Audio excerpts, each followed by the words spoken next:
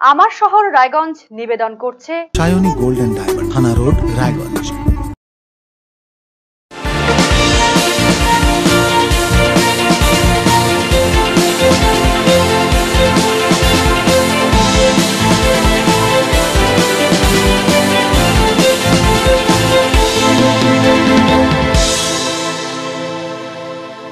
নমস্কার, আপনারা দেখছেন আরসিটিভি সংবাদ আমার শহর রায়গঞ্জ নিয়ে। আপনাদের সাথে আমি তুহিন। শুরুতেই নজর রাখবো যে খবরের দিকে। আরো ঢেলে সাজানো হলো কুলিক পক্ষীনিবাসকে। পক্ষীনিবাসে চালু হলো পশু চিকিৎসা কেন্দ্র, ক্যাফে এবং সেলফি পয়েন্ট। শনিবার এই তিনটি প্রকল্পের উদ্বোধন করলেন বন বিভাগের principal chief conservator IFS Neeraj single. তার সাথে উপস্থিত ছিলেন বন বিভাগের কনজারভেটর থেন্ডুপ টিসেরিং ভুটিয়া, বিভাগীয় বনাধিকারিক দাবা সাঙ্গু শেরপা সহ রায়গঞ্জ রেঞ্জের অন্যান্য কর্মকর্তারা। এই প্রকল্পগুলি চালু হওয়ায় খুশি পর্যটকেরা। প্রসঙ্গত, বর্তমানে পাখিদের কলতানে মুখরিত কুলিক পক্ষীনিবাস, ফলে রোজই পর্যটকের সংখ্যা বাড়ছে। তাই পর্যটক এবং পশু পাখিদের কল্যাণে এই সুবিধাগুলি চালু করা হলো। বনকর্তা নীরজ সিঙ্গল জানিয়েছেন, অনেক ক্ষেত্রেই আশেপাশের এলাকা থেকে উদ্ধার করার পর পশু প্রাণীদের চিকিৎসার প্রয়োজন হয়। সে কারণে এখানে পশু চিকিৎসালয় খোলা হয়েছে, যাতে সুষ্ঠুভাবে চিকিৎসা করে তাদের জঙ্গলমুখী করা যায়। এছাড়াও বণিক সভার সহযোগিতায় আই লাভ কুলিকযুক্ত একটি সেলফি পয়েন্ট করা হয়েছে। পর্যটকদের জন্য করা হয়েছে ক্যাফে। এসব পরিচালনার জন্য স্থানীয় লোকেদের দায়িত্ব দেওয়া হয়েছে। এরই পাশাপাশি হ্যান্ডক্রাফট প্রোডাক্টের সম্ভারও রাখা হবে এখানে, ফলে সরকারের রাজস্ব বাড়বে।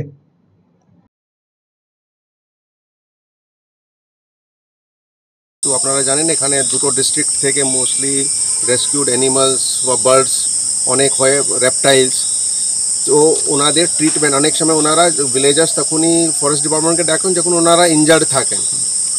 তো ওনারা ইনজার্ড অ্যানিমাল বা পাখি বা রেপটাইলসকে আমরা জঙ্গলে ছাড়ার আগে ওনাদের ট্রিটমেন্ট অনেক সময় দরকার হয়।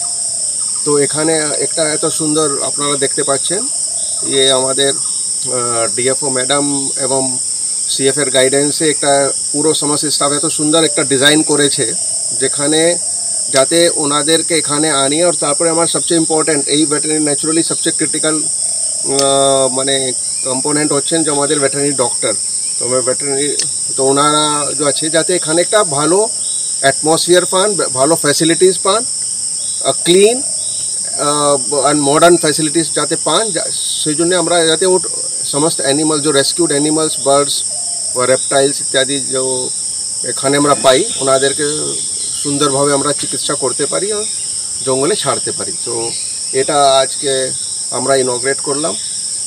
সেকেন্ড একটা আপনারা দেখছেন এখানে আমাদের উত্তর দিনাজপুর টিম্বার মার্চেন্ট অ্যাসোসিয়েশনের সহযোগিতায় একটা ওনারা সেলফি পয়েন্ট করেছেন, খুব সুন্দর, আই লাভ কুলিক পয়েন্ট। তো ওখানে এটা দেখাচ্ছে কি এখানে যাচ্ছে কি ফরেস্ট ডিপার্টমেন্ট এবং আছে যারা স্টেক হোল্ডার্স, যেখানে একটা ইম্পর্ট্যান্ট স্টেক হোল্ডার হচ্ছে টিম্বার মার্চেন্ট অ্যাসোসিয়েশন। তো ওনারা একটা জয়েন্টলি একটা উদ্যোগ নিয়েছেন, তো ওটা আমরা ইনগ্রেট করলাম। তো এখানে যাচ্ছে কি এখানে অনেক ট্যুরিস্টরা আসে, তো ওখানে কিন্তু যেহেতু এখানে একটা ওয়াইল্ড লাইফ স্যাংচুরি, তো এখানে অনেক রেস্ট্রিকশনও থাকে কি পার্টিকুলারলি প্লাস্টিক ইত্যাদিতে। তো ওনারা অনেক সময় এই প্লাস্টিক ইত্যাদি ক্যারি করা যায় না। আর আজকালকের আমাদের এটা একটা মানে কি বলবো নেসেসারি এভিল কি ওখানে এখন যতই মার্কেটের যে প্যাকেজড ফুড বা ওয়াটার বলুন বা যত মানে কোল্ড ড্রিঙ্কস বলুন মোস্টলি প্লাস্টিক ইউজ করে, তো সমস্ত ওটা ভিতরে একটা অসুবিধা। তো ওখানে একটা পয়েন্ট হয়ে গেছে, এখন ওখানেই ওনারা ইউজ করবেন, ওখানেই প্রপার ডিসপোজাল হবে, আর যাতে ওনাকে ক্যারিও না করতে হয় and they can spend more time. Plus এখানে আরেকটা হচ্ছে কি এখানে যারা আশেপাশের লোক ওনারাও একটু বেশি এমপ্লয়মেন্ট পাবেন, কি যেহেতু আর ট্যুরিস্টরাও বেশি টাইম স্পেন্ড করতে পারবে। অনেক সময় ছোট বাচ্চারা বা ধরুন এজিড প্যারেন্টস, ওনাদের একটা রেস্ট করারও বা খাওয়া দাওয়ার একটা সুবিধা হলো, প্লাস একটা রেভিনিউ জেনারেশন যে হবে, ওই রেভিনিউ আবার এই স্যাংচুরির ডেভেলপমেন্টে ইউজ হবে। তো যখন ট্যুরিস্টরা এখানে আসলে অনেক সময় হয় কি আমরা কিছু একটা সুভিনিয়ার নিয়ে যাই, তো এখানে আবার আস্তে আস্তে করে আমরা চেষ্টা করবো যে লোকাল প্রোডাক্টস, তো যদি ওখানে হয় তো লোকাল হ্যান্ডিক্রাফটসকেও আমরা প্রমোট করব, প্লাস ট্যুরিস্টদের ও কিছু ওনাদের একটা স্মৃতি হিসাবে কিছু নিয়ে যেতে পারবে। সবচেয়ে বড় এটা আবার যাচ্ছে একটা এখান থেকে রেভিনিউকে যদি আমরা একটু অগমেন্ট করি, ওটা আবার স্যাংচুরি ডেভেলপমেন্ট হিসাবে ইউজ হবে। নজর রাখবো পরবর্তী খবরে। রায়গঞ্জের সুদর্শনপুর এলাকায় জল নিকাশি ব্যবস্থা বেহাল থাকায় চরম সমস্যা এলাকার মানুষেরা। সামনেই আসছে বর্ষা, এরই মধ্যে রাস্তার ধারে ড্রেনগুলি বদ্ধ অবস্থায় থাকায় অল্প বৃষ্টিতেই জমে যায় জল। এই সমস্যার স্থায়ী সমাধানের লক্ষ্যে শনিবার ওই এলাকায় নিকাশি পরিস্থিতি খতিয়ে দেখতে যান রায়গঞ্জের বিদায়ী বিধায়ক কৃষ্ণ কল্যাণী, পৌর প্রশাসক সন্দীপ বিশ্বাস, উপ পৌর প্রশাসক অরিন্দম সরকার, ওয়ার্ড কোঅর্ডিনেটর শিল্পী দাস সহ অন্যান্যরা। জেলা পরিষদের পূর্ত দপ্তরের আধিকারিকেরা উপস্থিত ছিলেন। বিদায়ী বিধায়ক কৃষ্ণ কল্যাণী জানিয়েছেন, নিকাশি সমস্যার জেরে এই এলাকায় বাড়িঘর এবং দোকানে ড্রেনের জল ঢুকে পড়ে। খুব দ্রুত সমস্যার সমাধান হবে বলে আশাবাদী তিনি। আজকে আমি এই সুদর্শনপুর এলাকায় রয়েছি। হ্যাঁ, এখানে দীর্ঘদিনের একটা সমস্যা হচ্ছে, ড্রেনের মধ্যে জল জমা হচ্ছে, জল ঠিকমতো পাস হচ্ছে না। এখানে অনেক ছোট বড় দোকান রয়েছে, বাড়িঘর রয়েছে। সেই বাড়িঘর দোকানগুলোতে বর্ষার দিনে ড্রেনের জল ঢুকে যাচ্ছে। সেই জন্য আজকে আমরা আমাদের জেলা পরিষদের ইঞ্জিনিয়ারকে আমরা ডেকেছি।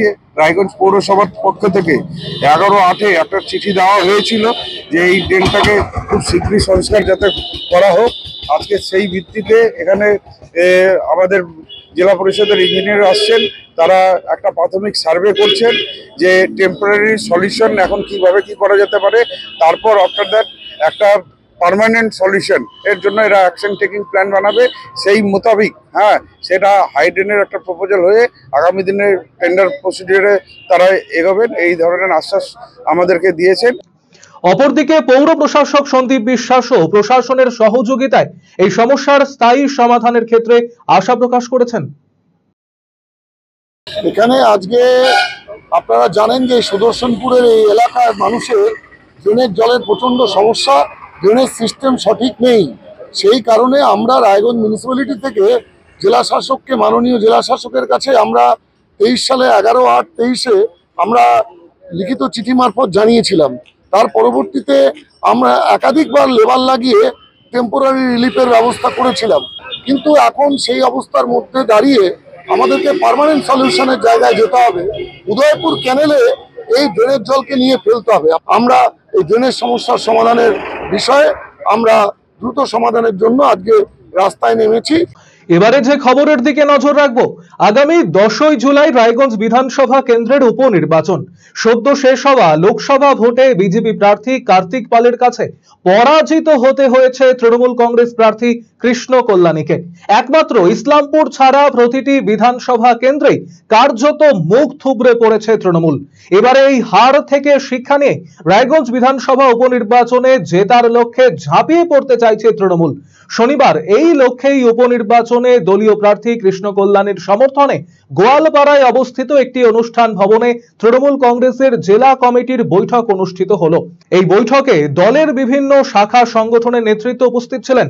প্রার্থী কৃষ্ণ কল্যাণীর পাশাপাশি রাজ্যের মন্ত্রী গোলাম রাব্বানি, দলের জেলা সভাপতি কানাইলাল আগরওয়াল, জেলা সভাধিপতি পম্পা পাল, সন্দীপ বিশ্বাস, অরিন্দম সরকার, বিধায়ক গৌতম পাল সহ অন্যান্য নেতৃত্ব এদিনের এই কর্মসূচিতে উপস্থিত ছিলেন।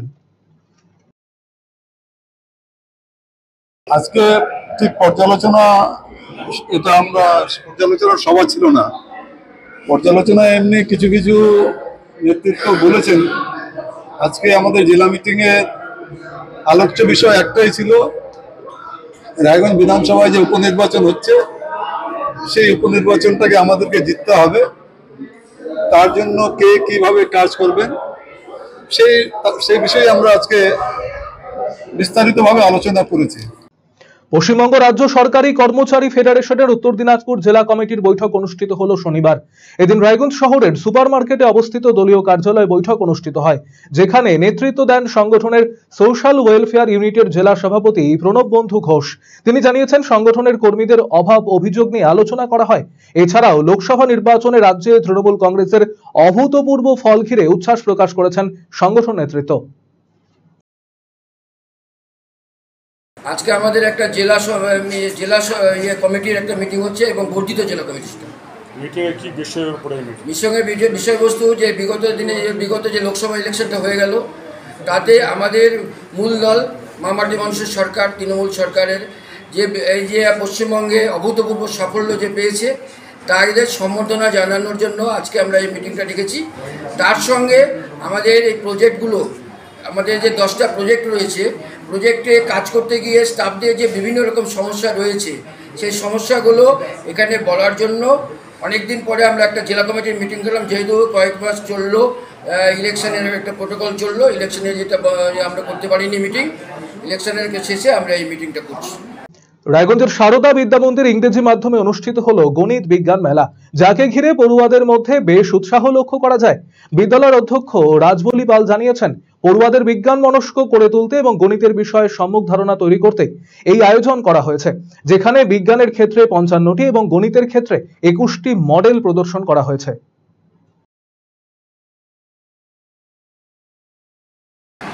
আজকে আমাদের সারদা বিদ্যা মন্দির সিবিএসই বিদ্যালয় স্তরের গণিত ও বিজ্ঞান মেলা অনুষ্ঠিত হলো। কতগুলো মডেল এখানে ছাত্রছাত্রীরা উপস্থিত করেছে? সর্বমোট বিজ্ঞানের ক্ষেত্রে 55টি মডেল এবং গণিতের ক্ষেত্রে সেটা 20-21টি মডেল রয়েছে। এই বিজ্ঞান এবং গণিত মেলার মাধ্যমে আমরা আমাদের বিদ্যার্থীদের মধ্যে অ্যাক্টিভিটি বেসড লার্নিং বা এক্সপেরিয়েন্সিয়াল লার্নিংয়ের উপরে জোর দিয়েছি। সারা বছরই সেটাতে আমরা জোর দিয়ে থাকি। উদাহরণস্বরূপ যদি বলি, তো এবার মাধ্যমিক উচ্চ মাধ্যমিকে বহু ছাত্রছাত্রীরা 100তে 100 অঙ্কই নিয়ে এসেছে। তার কারণ যে সারা বছর ধরে তারা প্র্যাকটিস করে। আজকে বিদ্যালয়ের স্তরের যে প্রতিযোগিতা, এখান থেকে যারা জয়ী হবে তারা জেলা স্তর, তারপরে রাজ্য স্তর, ক্ষেত্র এবং অল ইন্ডিয়া স্তরে তারা পৌঁছাবে। এদের মাধ্যমে বিজ্ঞান মনস্কতা এবং গণিতজ্ঞ গড়ে তোলাই আমাদের উদ্দেশ্য। তারা এই মডেল দিয়ে কি বুঝাচ্ছ তুমি? আমি এই মডেল দিয়ে বোঝাতে চেয়েছি যে কিভাবে বৃষ্টির জল সংগ্রহ করে কোন কোন কাজে এটাকে ব্যবহার করা যায়। একটু যদি খুলে বলো সম্পূর্ণটা আর কি ডিটেলস। এখানে দেখাচ্ছি যেখানে বৃষ্টির জলটা এখান থেকে স্লাইডের উপরে এই পাথরটা এসেছে, এখান থেকে সেখানে সেই নোংরা জলটাকে পরিষ্কার জলটা এখানে আসছে। এখান থেকে সেটা এইখানে যে সংগ্রহিত জলটা, যে জলটা বেরিয়ে আসছে, আর আমি সেখানে সেটার এক্সাম্পল বোঝাতে চাইছি যে এখানে ধান, মানে এখানে আমি ধানের ইয়েটা দিয়েছি, গার্ডেনিংয়ের জন্য পারপাসে ইউজ করা যায়, এটা কার ওয়াশিংয়ের জন্য ইউজ করা যায়, আর অন্য আরও অনেক কিছুর জন্য। আমার শহর রায়গঞ্জ এখনকার মতো এ পর্যন্তই। পরবর্তী খবরের জন্য নজর রাখুন শুধুমাত্র RCTV সংবাদে। নমস্কার।